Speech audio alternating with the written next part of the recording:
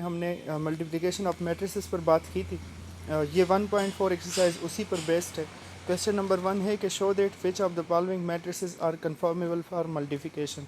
ठीक है, तो हमें चेक करना है सिर्फ यहाँ पर ये बात जहन में रखें कि क्वेश्चन में ये नहीं कहा गया कि आप मालूम करें उसकी मल्टीप्लिकेशन कर ले। सिर्फ ये पूछा जा रहा है कि क्या वो उनकी मल्टीप्लिकेशन हो सकती है या नहीं हो सकती, जस्ट हमें चेक करना होगा। तो ये चार मैट्रिसेस हमें दिए गए हैं। एम मैट्रिक्स है, A B, B matrix P Q है, सी मैट्रिक्स और डी मैट्रिक्स। तीनों का जस्ट हमें आर्डर देखना होगा, क्योंकि मल्टीप्लिकेशन में मैंने आपको जो रूल बताया था उसके मुताबिक हमें आर्डर्स की ज़रूरत पड़ती है मैट्रिसेस की। तो सबसे पहले मैं ए बी चेक कर लेता हूँ कि क्या ए बी पॉसिबल होगा या नहीं। ए को अगर आप देखें तो ए में दो रोज़ है, दो रोज़ है इसमें, और इसमें 1 कॉलम है, तो इसका ऑर्डर 2x1 है जो मैंने यहाँ पर लिखा है। बी की तरफ देखें तो एक रो है इसमें और कॉलम्स कितने हैं, 2 कॉलम्स है, तो इसका ऑर्डर 1x2 है। ऑर्डर में पहले हम रो लिखते हैं फिर कॉलम लिखते हैं। तो मैंने आपको क्या तरीका बताया था कि दरमियान वाले हमारे पास सेम होने चाहिए। तो यहाँ पर देखें 1 और 1 ये सेम है दरमियान वाले, तो इसका मतलब कि ए बी का प्रोडक्ट हम मालूम कर सकते हैं। इसी के लिए मैंने इसके सामने पॉसिबल लिखा है, बस हमें यही चेक करना था, यह हमारा काम ख़त्म। अब ए बी के बाद हम ए सी चेक करते हैं। इन्होंने ये मेंशन नहीं किया कि किस किस को चेक करें, मतलब सबको हमने चेक करना है। तो आप लोग बी ए को ख़ुद चेक कर ले, बी ए भी देख ले कि पॉसिबल होगा या नहीं होगा। ठीक है, ए सी की तरफ आते हैं। तो ए का आर्डर 2x1 था वही, और सी का आर्डर अगर आप देखें तो इसमें 2 रोज़ है सी में, ठीक है, और कॉलम्स कितने हैं, 2 कॉलम्स है, तो इसका आर्डर 2x2 है।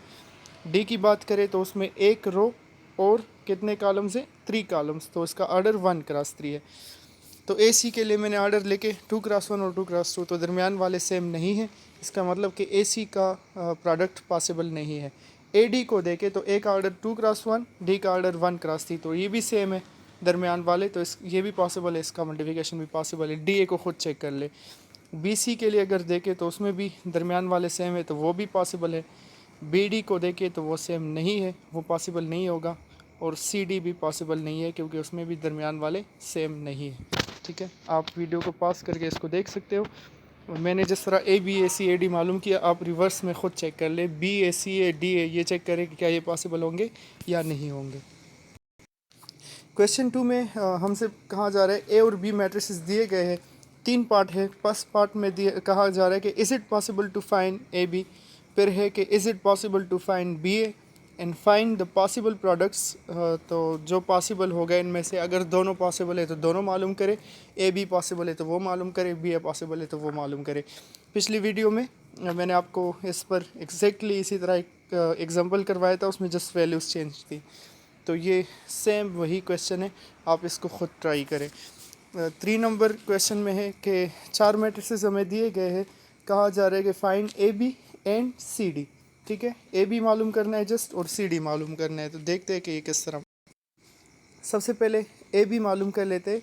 ए और बी मैट्रिसेस मैंने लिख लिए। ए का आर्डर 2x2 है, बी का आर्डर भी 2x2, इसका मतलब कि दरमियान वाले सेम है, तो हम मल्टीप्लिकेशन कर सकते हैं। अब आपको याद होगा कि मैंने मल्टीप्लिकेशन के लिए क्या तरीका बताया था। पहले हम करेंगे फर्स्ट रो और फर्स्ट कॉलम। तो फर्स्ट रो में 2 एलिमेंट है, ये 4 मल्टीप्लाई हो जाएगा 1 के साथ, प्लस, तो 4 × 1 मैंने लिख लिया, प्लस 1 मल्टीप्लाई होगा -3 के साथ, तो 1 × -3। अब हम मैट्रिक्स बंद नहीं करेंगे, क्योंकि एक और कॉलम भी है। ये कॉलम तो हो गया फर्स्ट रो के साथ, अब इस कॉलम की बारी है। तो फर्स्ट रो सेकंड कॉलम, जब तक कॉलम से तो हम मैट्रिक्स बंद नहीं करेंगे। तो यहाँ पर भी सेम वही बात, पहला एलिमेंट पहले के साथ, तो 4 multiply by -1 plus 1 multiply by 4। ठीक है, अब कोई और कॉलम नहीं है, तो मैंने यहाँ पर मैट्रिक्स को बंद कर दिया। फिर सेकेंड रो की तरफ आ जाते। अब सेकेंड रो फर्स्ट कॉलम के साथ होगा, तो 3 मल्टीप्लाई हो जाएगा 1 के साथ, ये मैंने यहाँ लिखा है, प्लस 1 मल्टीप्लाई हो जाएगा -3 के साथ, जो कि यहाँ पर है। फिर थोड़ी सी जगह छोड़कर सेकेंड रो और सेकेंड कॉलम, तो 3 मल्टीप्लाई हो जाएगा -1 के साथ, प्लस 1 मल्टीप्लाई हो जाएगा 4 के साथ, तो वो मैंने यहाँ पर लिख लिया। अब हम जस्ट इसको सिम्प्लीफाई कर लेंगे। तो यहाँ से देखिए 4 1s are 4 -3, तो 4 -3 से हमारे पास 1 आ गया। इसी तरह -4 + 4 से हमारे पास 0 आ जाएगा, 3 -3 से हमारे पास 0 आ जाएगा, और -3 + 4 से हमारे पास 1 आ जाएगा। ठीक है, तो ये हमें ए बी से रिज़ल्ट मिल गया। आप इसको पास करके या स्क्रीनशॉट लेकर सिम्प्लिफिकेशन को दोबारा से देखें। यहाँ पर एक और बात जहन में रखें, ये जो 1001 मैट्रिक्स आया, इसको हम एक ख़ास नाम दे देते हैं। इस पर पिछली वीडियो में भी मैंने एग्जांपल करवाया था। ऐसा हर मैट्रिक्स, ऐसा हर स्क्वायर मैट्रिक्स जिसमें डायगोनल एलिमेंट्स 1 हो और बाकी 0 हो, उसको हम कहते थे आइडेंटिटी मैट्रिक्स, जिसकी मैंने आपको एक खूबी भी बताई थी। तो ये आइडेंटिटी मैट्रिक्स, इसका आंसर हमारे पास आया है। ठीक है, एक और बात जहन में रखें, जब हम दो मैट्रिसेस को मल्टीप्लाई कर ले कभी, और उनकी मल्टीप्लिकेशन से हमारे पास इस तरह आइडेंटिटी मैट्रिक्स आए, जिस तरह अभी ए और बी के मल्टीप्लिकेशन से आया है, तो फिर उन दो मैट्रिसेस को एक दूसरे का मल्टीप्लिकेटिव इन्वर्स कहा जाता है। ये एमसीक्यूज़ में आ सकता है, तो इस पॉइंट को आप जहन में रखें। यहाँ पर ए बी को हमने मल्टीप्लाई किया, इनकी मल्टीप्लिकेशन से हमारे पास क्या आया, इनकी मल्टीप्लिकेशन से हमारे पास आया है आई। तो इसका मतलब कि ये ए और बी जो होंगे ना, तो ये एक दूसरे के क्या होंगे, ये एक दूसरे के मल्टीप्लिकेटिव इन्वर्सेस होंगे। ये एमसीक्यूज़ में आ सकता है। अगर आपसे पूछा जाए कि दो मैट्रिसेस है, उनकी मल्टीप्लिकेशन से आई आता है, तो वो मैट्रिसेस एक दूसरे के क्या है, मल्टीप्लिकेटिव इन्वर्सेस। ठीक है, इसी का जो सेकंड पार्ट है, ये सी डी। ए बी तो मैंने मालूम कर दिया, सी डी आप लोग मालूम करें, देखें कि उससे क्या आता है। 4 नंबर क्वेश्चन है, दो मैट्रिसेस ए और बी दिए गए हैं, हमें कहा जा रहा है पार्ट 1 में कि फाइंड ए बी, और फिर सेकंड पार्ट है कि डस बी ए एग्जिस्ट, क्या बी ए मालूम कर सकते हैं। तो चेक कर लेंगे कि क्या पॉसिबल है या नहीं। तो चलिए सबसे पहले हम ए बी मालूम कर लेते हैं। मैंने पहले ए मैट्रिक्स लिखा और फिर बी लिखा। ए मैट्रिक्स को अगर देखें तो उसमें 3 रोज़ है। ठीक है, 3 रोज़, और कॉलम्स कितने हैं उसमें 2, तो इसका ऑर्डर 3x2 हो गया, जो मैंने यहाँ पर लिखा भी है। और बी मैट्रिक्स में 2 रोज़ 2 कॉलम है, तो उसका ऑर्डर 2x2, तो दरमियान वाले सेम है। इसका मतलब कि हम ए बी मालूम कर सकते हैं। तो चले ए बी मालूम कर लेते हैं।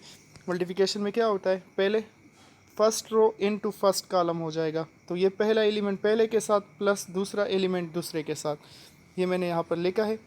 ठीक है, फिर हम करते हैं, मैट्रिक्स बंद नहीं करेंगे क्योंकि एक और कॉलम भी है, जब तक कॉलम से मैट्रिक्स बंद नहीं करेंगे। फर्स्ट रो सेकंड कॉलम के साथ अब होगा, लेकिन थोड़ी सी जगह छोड़कर। तो 2 मल्टीप्लाई हो जाएगा 0 के साथ, प्लस 1 मल्टीप्लाई हो जाएगा 1 के साथ, जो मैंने यहाँ पर लिखा है।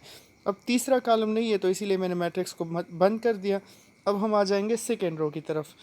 तो पहले second row first column 3 into 1 plus 0 into 2, फिर थोड़ी सी जगह छोड़कर सेकेंड रो और सेकेंड कॉलम, तो 3 इंटू 0 0 इंटू 1, सही। फिर हम आ जाएंगे थर्ड रो की तरफ। पहले थर्ड रो फर्स्ट कॉलम, तो -1 1 के साथ, +4 2 के साथ, फिर लास्ट में थर्ड रो सेकंड कॉलम, तो -1 0 के साथ, और 4 मल्टीप्लाई हो जाएगा 1 के साथ। तो ये सब कुछ करने के बाद अब सिम्प्लीफिकेशन करते हैं। यहाँ से 2 + 2 से हमारे पास 4 आ जाएगा, 2 0 ज़ार 0, 0 + 1 से 1, 3 1 ज़ार 3, 0 2 ज़ार 0, तो 3 + 0 आ जाएगा, 3 0 ज़ार 0 + 0, तो ये लिख लिया। -1 + 8 ये हो गया, और 0 + 4 ये हो गया। तो सिम्प्लीफाई कर लो। सिम्प्लीफिकेशन के बाद 413074 ये हमारा आंसर आया। फिर हमसे ये भी पूछा गया था कि क्या बी ए मालूम करना पॉसिबल है, तो बी ए को भी चेक कर लेते हैं।